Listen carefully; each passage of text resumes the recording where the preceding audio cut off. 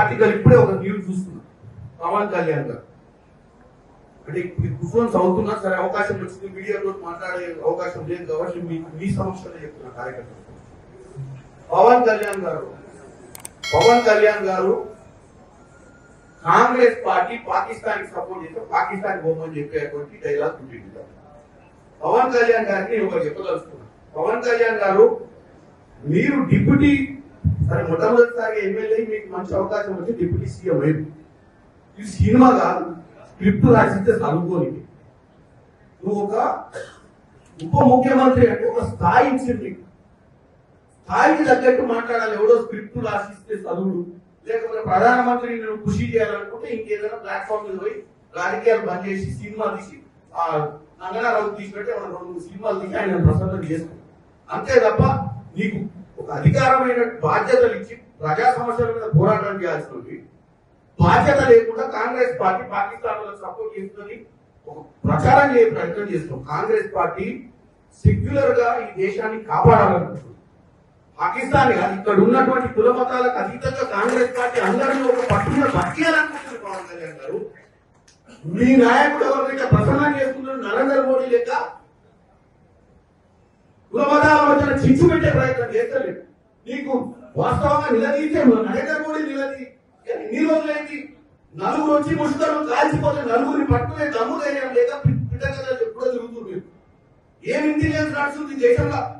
నలుగురు వచ్చి మిట్ట మధ్యాహ్నం కూడా బౌండరీ మీద కూడా కాదు, ఓటర్ మీద కూడా కాదు, లోపలికి వచ్చి 100 కిలోమీటర్ల లోపలికి వచ్చి కాల్చిపోయిన నలుగురిని పట్టలే. నువ్వు పిట్టకథలు చెప్తే నువ్వు ఆ పిట్టకథలు నువ్వు విని మన కాంగ్రెస్ పార్టీని విషప్రచారం చేసే ప్రయత్నం చేయడం అనేది వాస్తవంగా ఆంధ్ర ప్రజలు నీలాంటి ఉప ముఖ్యమంత్రిగా ఎన్నుకునేందుకు వాళ్ళ చేయాలి.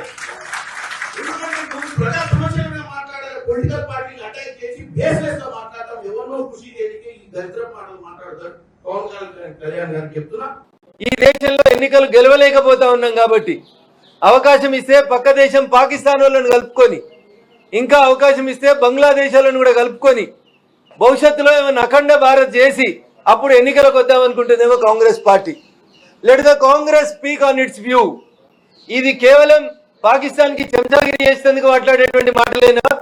లేదా రేపు భారతీయ జనతా పార్టీ లేదా ఈ దేశ ప్రజలు అఖండ భారత్ కావాలి, 1947 ఆగస్టు 15 కంటే ముందున్నటువంటి అఖండ భారత్ కోసం నరేంద్ర మోడీ గారు పనిచేయాలి, పిఓకేని వెనక్కి తీసుకోవాలన్న రోజు కాంగ్రెస్ పార్టీ స్టాండ్ ఏముంటుందో కూడా ఇప్పుడే చెప్పాల్సిన అవసరం ఉంది.